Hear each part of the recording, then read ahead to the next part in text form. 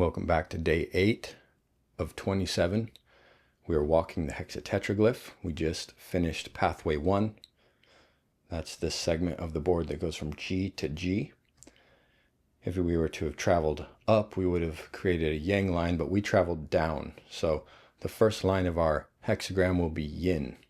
If you're not sure what I'm talking about right now, please go back and watch the first video. I cover most of the basics there. And then you can watch us complete the first 7 days as the series progresses.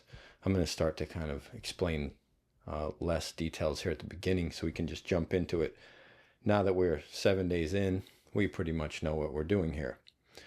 So yesterday we worked with the moon in Taurus, and we know we still have Jupiter in the center as our tiebreaker, which is acting as a yin tiebreaker, which is explained in the first day. So we're going to go ahead and draw from our planet tokens. We're going to draw 2 here. All right.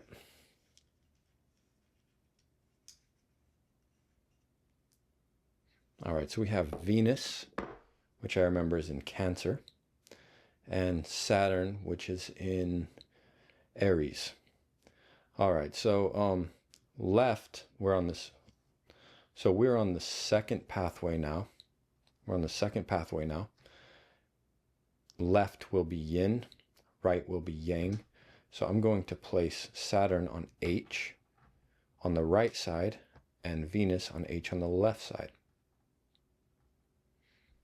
Okay, so that looks a little different than what we're used to seeing. Kind of a nice change. Now I'm going to decide which one I would like to work with. I think I'm going to go with Saturn today. I think that Saturn's really interesting right now. The Aries is all about initiating something new. Saturn is about putting restrictions and boundaries, and it's slow.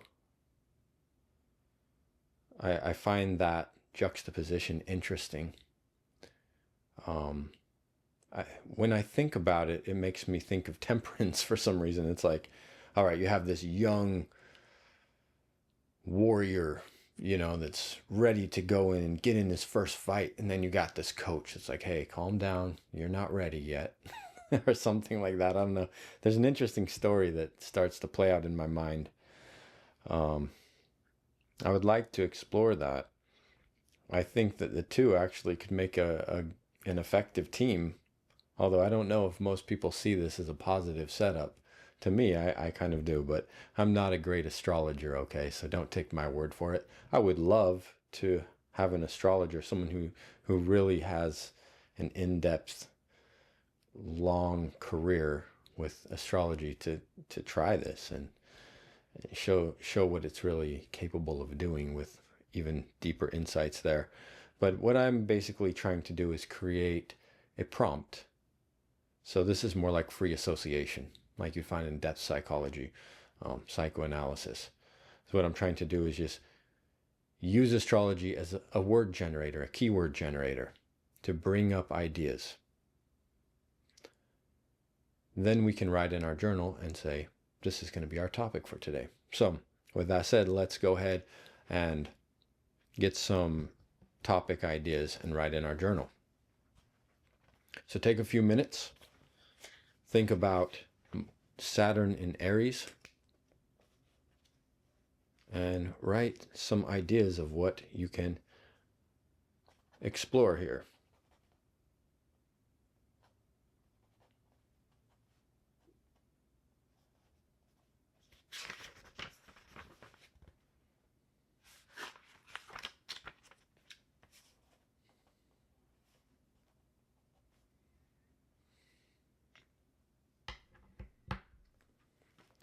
If you need more time, you can go ahead and pause. That's fine.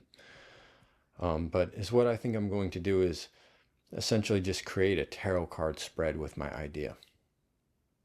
I think this actually could be an effective method here. Remember, this is still an experiment for me.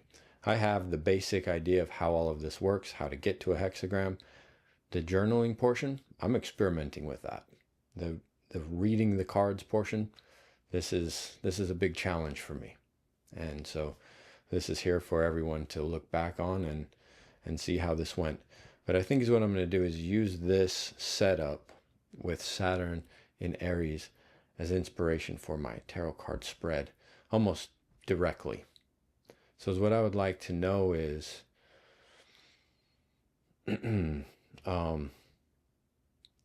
what should I be doing without hesitation? Just what should I have total faith in and be actively doing right now? What should I be placing restrictions on? Doing slowly, methodically, and more mindfully. And then the third card, I would say, would be something like, how can I implement this plan? Give me a tip. Give me some information on how to bring this together, this plan. Hopefully that makes sense. It's making sense in my mind. I'm trying to put it into words. As I write in my journal, I think I can explore that in more depth. But for now, let's just go ahead and draw the 3 cards and see how they speak to this Saturn in Aries setup and kind of what's been discussed. If you have any ideas, please share too. I would like to see how you interpret it, if you're seeing something that I'm not here. All right, so the moon. We've been getting a lot of moon energy. Yesterday we were talking about the moon. And here it is again. The Magician. 2 major arcanas. Major arcana or major arcanas? I'm not sure. Okay, and then we have the 7 of Pentacles. All right, so let's put some keywords up for each of these cards.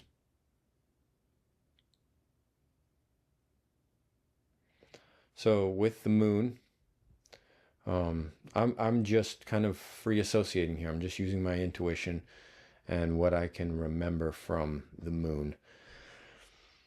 Instincts and intuition. The unconscious, dreams, things that are in the dark, right? I think when I look at it, I see the path, and then I remember that I'm walking a path here on the Hexatetraglyph, and it's almost just reinforcing that I should be fully engaged in this process right here. The board is 27 days because there's 27 nakshatras in sidereal astrology. There's, whether there's 27 or 28 lunar mansions, it depends on the system and the way that you're looking at things. And there is this center position on the board that does kind of give you this optional 28th day if you'd like to. Plus you could do a relating hexagram, that could be a 28th day. So as what I'm getting at is the moon is inspired this board very much. In fact, when I create the board, I use silver ink on black paper because I want it to have a little bit of a lunar feel to it. Because it's about going into the intuition. And although I do find it helpful to study tarot cards and study astrology and the I Ching and everything, I think ultimately something that's more valuable than all that study is learning to use intuition, to make connections, to free associate, circumambulate, to do interpretations based off of what your gut tells you, your deep unconscious, collective unconscious imagery. Allow it to make connections. And I think that the moon card is reminding me to be in that space. It's reminding me to go ahead and just be completely open to that right now. The Magician as something that's more restrictive, something that I want to be very mindful and slow and methodical with. I would say it's a caution of how to use my intention and willpower of what I'm trying to manifest. Yeah, I think that really fits nicely to be extremely mindful about what I'm trying to manifest right now. Well, I'm creating these videos. I'm working on this, building these. I build them, and I have a little Etsy store. But what do I want to do with it? You know, for me, I wanted to use it. I wanted to build it and use it and try it. And from there, I don't know. I built it. I like it. I think it turned out how I wanted it to. And I said, you know what? I want to share this publicly. This turned out nice. I like it. But past that, I have no I have no real idea of what type of production I want to do with this. So I guess the next step on creating this channel and working on this project, I need to do slowly and methodically. I think it's important enough that I should take my time and step into that area of my life with a lot of mindful intention. I could definitely see that as good advice. Very, very good advice. You know, what comes to mind is like, I'm kind of curious about magic. I've been more interested in psychology, psychoanalysis, symbolic studies, and things like that. But magic is adjacent to what I like, and it fascinates me how it does tie in with psychology. So excuse me if I misspeak, or I say something that's not quite right. If you're a magician and I'm saying something that doesn't sound right, but people sometimes cast spells or create like servitors and things like this. I've never done any of it, but the outcome sometimes has consequences that were not foreseen. It's like you wish that everything you touch turned to gold until, you turned everything into gold, and now you're just in a inanimate world. Right? You can't even eat because if you touch your food, you turn it to gold. That sort of thing. I know that's more mythological, but you thought you knew what you wanted, and then once you did it, you went, wait a minute, that wasn't that was actually a terrible idea. Pandora's box. All right, so now let's get here to the Seven of Pentacles. Well, I know Saturn is related to this card. Saturn is a harvest planet. And I'm a gardener. I grow vegetables. Some of my plants are not producing yet, and I've planted them 3-4 years ago, and I'm still waiting. And Saturn has to do with its big, long, slow orbit. And I know that this card in the Golden Dawn system is related to Saturn. I don't remember exactly which like deacon it is or anything like that, but it has to do with something that can be obtained in the future, like a success, if I remember right. So something to do with success that hasn't been obtained yet. So that's his crop that he's waiting on. He's planted the seeds, he's done the work. They're just waiting for everything to ripen. And so it's a card about patience. I don't think there could be a card that's much more Saturnian than that, actually, especially in like a good way. And my third card, once again, just feels really nice.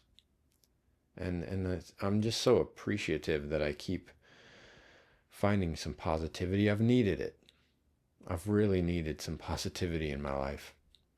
So there's some hope here. There's a lesson in this. I hope that you can see a lesson in it as well. For me, I definitely see it. I think I'll leave it at that. From there, we have 3 cards that we're going to restart our discard pile with. All right, so remember, we had 12 cards down here on the yin and 9 up there in the yang, I believe. The left corner and the right corner, right? We've been accumulating them. I'm just going to put those together now. And these are just real discards now. We're not going to use those anymore. I'm going to set them off to the side somewhere where I'm not going to touch them again for the rest of the game. And these 3 will now go in my yang corner, top right, because we chose to work with Saturn and Aries today, which we decided was yang. So that's the end of day 8. Thank you again for joining me. I hope this was helpful, that you found some value in it. Please give me a thumbs up, subscribe, give me some feedback. Whatever you'd like to do, interact a little bit. I'd like to know if anybody's out there taking a look at this.